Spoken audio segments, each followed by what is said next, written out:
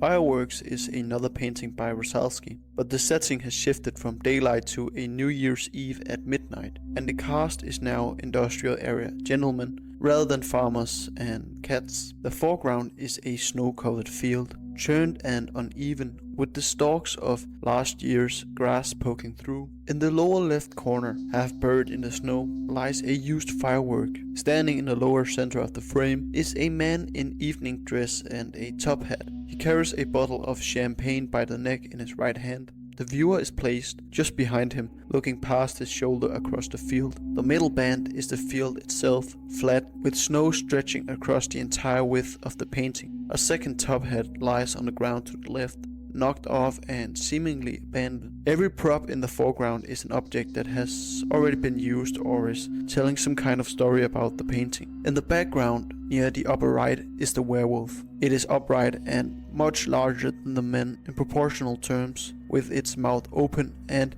seemingly having blood on its chest. Its eyes is catching the light, and beneath the werewolf lies the second man. He is screaming and one of his legs seems to have been torn off by the werewolf. In the upper left and upper right, far across the field, is the city, an industrial skyline of factory chimneys and rooftops with a few windows lit. The painting's implied space places the city perhaps a kilometer off, close enough to walk back to, but far enough that nobody at the New Year's Eve party can see what is happening in the field. Różalski posted it as a New Year's message at the end of 2021.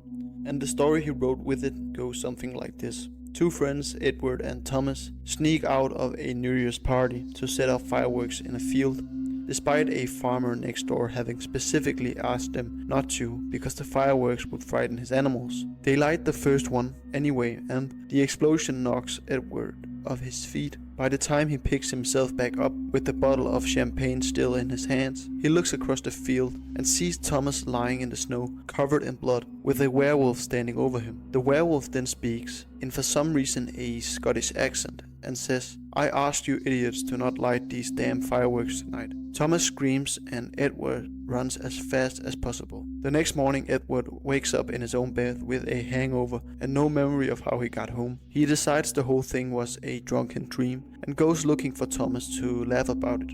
Except Thomas is not there. Thomas is never seen again.